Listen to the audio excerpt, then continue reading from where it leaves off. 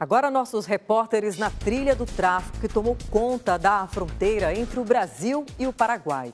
Uma área cada vez mais disputada por facções que tentam controlar o crime na região. A equipe do Domingo Espetacular acompanhou com exclusividade operações das polícias paraguaia e brasileira nos locais onde a maconha é produzida e também armazenada. Nosso ponto de partida é Assunção, capital do Paraguai. Serão 800 quilômetros até a fronteira com o Brasil, percorrendo uma das principais rotas do tráfico de maconha e principalmente de cocaína. O Paraguai é o maior produtor de maconha na América do Sul. A Secretaria Nacional Antidrogas, a SENAD, estima que 80% sejam destinados ao mercado brasileiro. O restante vai para o Uruguai, Argentina, Bolívia e Chile. Um país de trânsito de cocaína. Segundo o ministro Arnaldo Júzio, o Paraguai também é zona de trânsito para a pasta base de cocaína, a droga mais rentável para os narcotraficantes, por causa do preço elevado em relação à maconha. O entorpecente vem principalmente da Colômbia, Bolívia e Peru. Passa pelo Paraguai e pelo Brasil e segue para a África e a Europa, por meio de portos e aeroportos brasileiros. O trajeto é usado ainda para o tráfico de armas. Praticamente todos os arsenais encontrados com milícias e traficantes no Rio de Janeiro e São Paulo entram pelo Paraguai. É por isso que as facções brigam pelo controle da área. E é esse ponto estratégico que vamos percorrer. Saindo de Assunção, viajamos rumo a São Pedro, a 330 quilômetros da capital. Essa estrada é a principal via de ligação até a fronteira com o Brasil e uma das rodovias mais movimentadas do Paraguai, utilizada como meio de transporte de cargas e passageiros entre os dois países. Nós estamos praticamente na metade do caminho para chegar até a região de fronteira. Como falta ainda um bom trecho para ser percorrido, então a gente dá uma pausa na viagem. Amanhã a gente volta para a estrada. No dia seguinte, seguimos rumo a Pedro Juan Caballero. A segurança na estrada é feita pela Polícia Nacional do Paraguai. No caminho, fomos surpreendidos por uma equipe que pediu que parássemos e os acompanhassem até uma base policial. Apresentamos nossos documentos e prestamos esclarecimentos por quase 2 horas. A gente segue aqui aguardando toda a averiguação que se faz necessária da nossa documentação. A justificativa da polícia é porque a região é uma rota dos traficantes, então essa segurança se faz necessária. Só depois que eles entraram em contato com representantes da SENAD, fomos liberados para seguir viagem. A partir daí, mais 250 quilômetros até Pedro Juan Caballero. Uma região marcada por execuções, tiroteios, tráfico de drogas e armas. A cidade de 115 mil habitantes é um importante centro comercial e universitário e faz divisa com Ponta Porã, município de Mato Grosso do Sul. Por conta da fragilidade da fronteira com o Brasil, o município serve de porta de entrada para o tráfico internacional. Aqui a violência explodiu nos últimos anos por conta da disputa pelo controle do crime organizado. Alguns anos atrás existiam lideranças que controlavam ali o tráfico, o contrabando e os crimes em geral ali na fronteira. Essa liderança não existe mais. Então isso gera um estresse lá que gera guerra entre eles, que gera mortes e outros crimes.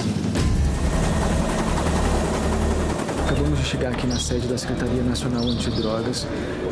Os agentes que dormiram nesse acampamento improvisado agora já estão aqui prontos, preparados para seguir em mais essa operação. Nesse momento, eles estão recebendo as orientações de como deve ser o procedimento. Vamos acompanhar um pedacinho.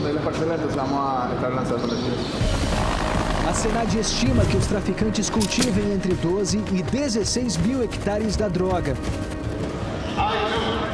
O objetivo da ação de hoje é identificar e destruir algumas das plantações.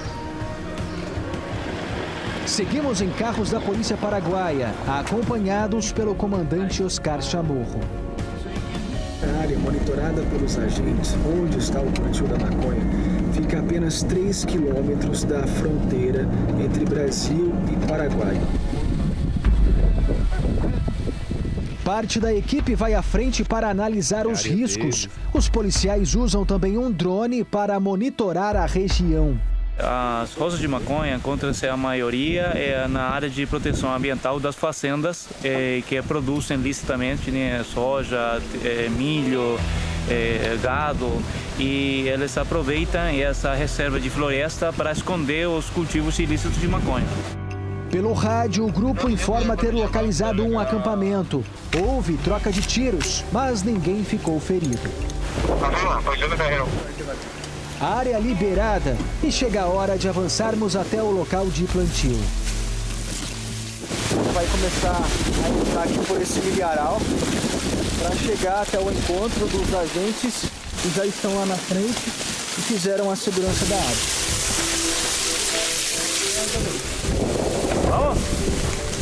Agora a gente entrou numa mata fechada, uma área de proteção ambiental dentro de uma propriedade rural, uma área particular, para poder chegar até o acampamento, onde a polícia já identificou um local para a produção da maconha. Agora a gente conseguiu sair da área e a gente já encontra os primeiros pés de maconha aqui no Paraguai. No meio de uma área desmatada, de uma reserva de proteção ambiental, a plantação de maconha que ia ser preparada e embalada para chegar até o Brasil. Então essa é uma variedade de 4 meses, numa roça que a gente está achando. Para a colheita ficaria pronta daqui a um máximo, acho um mês, no máximo. A poucos metros encontramos parte da estrutura montada pelos produtores. O comandante afirma que esses equipamentos são usados para prensar a droga, o que facilita o transporte. Essa aqui é uma típica prensa para eles compactarem a maconha pronta. Ela está ativa, só que ainda não está acionada. Assim que estiver pronta para ser colhida, vão ativar de novo esse local aqui para fazer o prensado do produto. Mais abaixo fica o alojamento. O acampamento acabou de ser abandonado, olha só, o curioso, o fogo para poder fazer o almoço. A hora que eles viram a movimentação dos agentes da Senad, eles deram no pé. Aqui, olha só, que é onde eles dormiam. Tem 1, 2, 3, 4 camas. Então provavelmente 4 pessoas estavam aqui há poucos minutos antes da gente chegar. Normalmente são pessoas pobres, moradores da região, que acabam recrutados pelos traficantes. Existe mais à frente uma outra plantação que também já foi identificada pelos agentes. E agora a missão por aqui, pela ordem do comandante, é que o acampamento seja destruído para evitar que o local possa ser utilizado novamente pelos traficantes. Seguimos para outro acampamento. O acesso agora fica mais difícil de carro porque os agentes precisam seguir uma rota, um caminho improvisado no meio de um milharal. No caminho, Chamorro explica que a organização tem papéis bem definidos.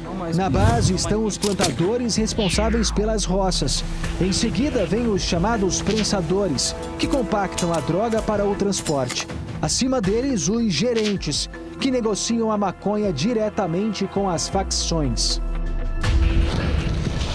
A mata aqui é muito fechada e a geografia é muito acidentada também. São muitos montes e é por isso que os traficantes escolhem plantar, fazer os plantios da lavoura da maconha nessas áreas mais altas para dificultar o trabalho da polícia. Esse outro acampamento, olha só, a gente encontra já os tabletes da droga prontos. compactados, embalados, pronto para fazer o transporte. Aqui, nesse outro lado, muitos sacos de maconha. A água já está seca, pronta para ser utilizada. Só essa aqui tem 12 quilos de maconha pronta. Na incursão, a polícia também prendeu 2 homens responsáveis pelos pés de maconha. Nos últimos anos, a Senad destruiu mais de 14 milhões de toneladas de maconha, gerando um prejuízo de 400 milhões de dólares para o crime organizado. Só para colocar como exemplo, a última operação anterior a essa aqui que a gente fez em conjunto com a Polícia Federal do Brasil, a gente evitou que mais de 1.200 toneladas tenham saído das áreas de produção para chegar aos mercados de consumo, que principalmente é o Brasil. Mas a grande extensão da fronteira seca entre Brasil e Paraguai dificulta a fiscalização. Nos últimos anos, os 2 países passaram a trabalhar juntos em operações de inteligência e erradicação. Ha generado un importante perjuicio económico al crimen organizado. Segundo o ministro da Senad, prender os chefes do narcotráfico é fundamental, mas sem ações para tirar a maconha do mercado, os criminosos são simplesmente substituídos e o processo continua. Agora a gente está chegando aqui em um ponto do lado brasileiro, onde a Polícia Civil apreendeu uma quantidade de drogas.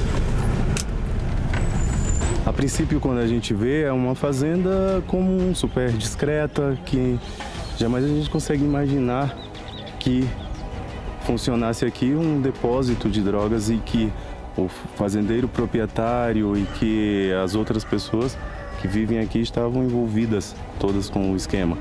A produção de milho servia como camuflagem. Como explica este policial? Eles utilizavam esse trator aqui para carregar a droga e para carregar o milho, que eles, em algumas situações eles utilizavam o milho por cima da carga para ocultar a droga. Só nesta fazenda, a PF apreendeu 1,5 toneladas de maconha e 3 pessoas foram presas.